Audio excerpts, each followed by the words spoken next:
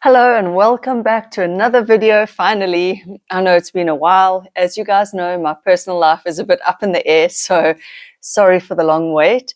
I thought today we would revisit my inverted pyramid of weight loss because I was just thinking, sometimes one video is not enough to let the ideas sink in.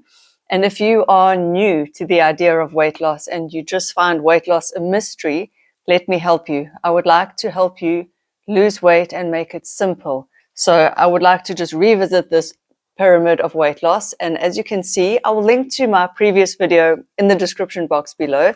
But as you can see, the main thing is a calorie deficit. So all these other parts to weight loss are nice to haves, not have to haves. So you really don't need to get lost in the weeds and tangle yourself up in knots about the rest of this. Weight loss only happens if you're in a calorie deficit, and if you're not losing weight, you are not in a calorie deficit. It really is as simple as that, and I know a lot of people disagree and they say, what about this, what about that, what about hormones? There are a few rare medical exceptions, but I'm not talking about those rare outlying cases. For the majority of people, weight loss happens through a calorie deficit. Even if you are going through menopause, even if you are on thyroid medication, even if you are, I don't know, a teenager, it's a biological fact. It is the law of thermodynamics.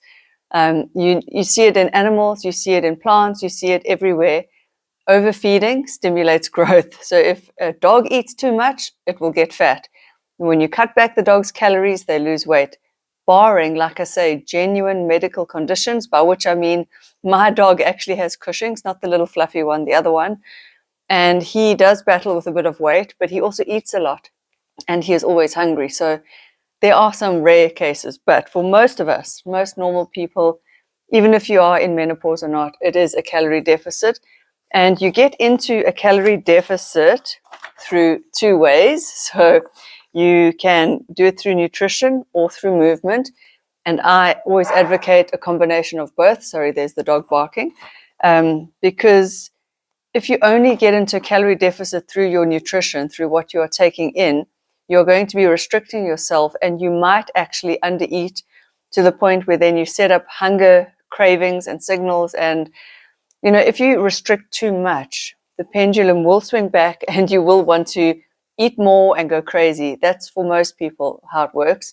So I would say to give yourself the room and the leeway to eat more calories, you do want to do some kind of a movement, but your movement doesn't have to be super strenuous. It doesn't have to be too long. You don't have to go running marathons, unless, of course, you enjoy running marathons. Your movement can be simply like what I'm doing now, talking, using my hands, climbing up and down the stairs, walking around a mall. These are all small things that do add up. Of course, a structured exercise program does help if you can do it. But if you are busy in the day and you're working and you find that you just don't have the time, please don't add another layer of stress to your mind by thinking that you should be trying to fit in the gym.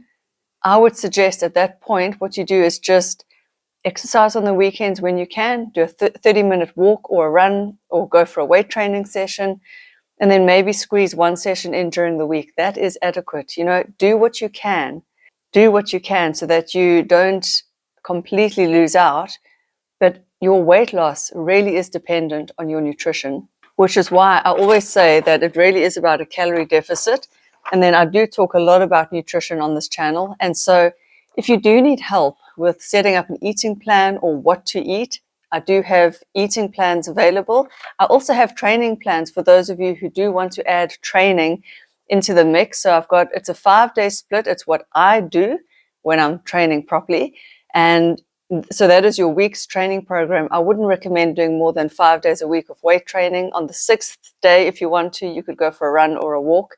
I do advocate one full day of rest from exercise, especially for us ladies over 40. So I have a training program that's $5. I've got a pre-done meal plan. That's 7 days worth of meals that you can just plug and play, just copy them. And that is also $5. Email me at louisecorrins.yt@gmail.com if you would like to get those. I also have my fat loss guide. So These are just tools to help you. I know all of this information is available on the internet, but this is just easy for you guys. You just email me and I send you the PayPal link, and there we go. It's done for you. So I do put a heavy focus on nutrition for weight loss, because that is where your weight loss comes from. You can exercise all you want, but if your nutrition is not in place, meaning if what you're eating is still too much, you won't lose weight. Now, in the nutrition pyramid, you've got protein, fiber, fats, and carbs, but none of this counts if you're not in a calorie deficit for weight loss. So you can hit your fiber goals for the day, but if you're not in a deficit, you're not going to lose weight. So all of this below is a nice to have and will help you and assist you, and it is a good and healthy way to lose weight, but you still need to be in a deficit. So if you hit your protein goal for the day, but you are still overeating on fats and carbs, you're not going to lose weight. Hitting your protein goal for the day is really good to keep your muscles full and strong, because we do have what's called, protein turnover in a day. So your body breaks proteins down and it rebuilds them. And so having adequate protein is always a good idea. However, if weight loss is your goal, you cannot just hit your protein target but not be in a deficit. If weight loss is your goal, you cannot just hit your fiber target and not be in a deficit. You need to be in a deficit in order to lose weight. But again, don't overcomplicate it. Don't overthink it. You can think of your deficit as being a weekly deficit. You don't have to be super strict every meal, every day of the week. You don't have to make this the whole focus of your everything. Just always be conscious of portion sizes, and then do your best to eat as healthily as possible. Lean meats, fruits, vegetables, whole grains, nuts and seeds, berries, these kinds of things. We know what is healthy. So I would encourage you to pick and choose healthy foods, but if it's not possible, then just remember that it's the deficit that helps you lose weight, and all these other things are nice to have. Now, you guys know I always speak about protein and hitting 1 gram of protein per pound of lean or ideal body weight daily if you can. So for women, you're going to average about 150 grams of protein a day, maybe for a smaller woman, 120 or 110, somewhere in that region. And again, it's not a fixed number that you must hit, or all else, everything will fail if you don't do that. It's a goal. It's a general guideline. The same with fiber. Try hit your fiber goal for the day. And if you don't, it's also okay. The world will not stop turning, and your weight loss goals will not be affected. It's more that these are for health and just to keep everything running smoothly. And then your fats and your carbs you can play around with. I personally recommend that you err on the lower side of the fat scale, but you can, if you like your fats, you can have more fats and fewer carbs. It depends how active you are as well. Your carbs do fuel your brain, and our brains love glucose, but you can play around with that. But the best thing to do, the thing I always say, is to plug these things into a food tracking app. If you want to know how many calories you should be eating for weight loss, please go onto Google and Google an online calorie calculator. There are so many that pop up. My best recommendation would be to choose 3, see what numbers they give you. So it's going to ask you for your age, your height, your current weight, your goal weight, your sex, your activity level, and you put all those in, and it will tell you how many calories you need to lose weight quickly, moderately, or slow. And it will also tell you what's your maintenance calories. You can just play around with these things. And then I do advise a food tracking app. Fat Secret is a good one. I use that. I'm just used to it. MyFitnessPal is another good one. And then get yourself into the habit of logging all your meals, all your liquid calories as well, because then you've got real data that is specific to you. So let's say you log a few meals and you see you gain weight. You can look back immediately and see why you gained the weight. Let's say you do it again and you lose weight. You can look back immediately at the data and see why you lost weight, and you can continue from there and make adjustments basically on the go. I know it's time consuming. I know it feels like one more thing that we have to do. You don't have to do this. No one has to lose weight unless your doctor is telling you to lose weight. Weight loss, in my humble opinion, is something that we can do if we want to, but it's not a prerequisite to anything. You are beautiful and amazing exactly as you are. Your weight loss efforts do not determine your worth. The number on the scale certainly does not determine your worth. You are beautiful and amazing and talented and special and funny and warm and loving and kind, regardless of your weight. So just remember that and start your weight loss journey from a place of love if you can. Self-love, ladies, is the key. It really is the key. It is the message I really want to drive home. And weight loss shouldn't be too complicated. What I'm saying is not that complicated. It might seem complicated because I've put it in a chart, but just remember it's calorie deficit means eat less. Just eat a little bit less. You don't have to starve yourself.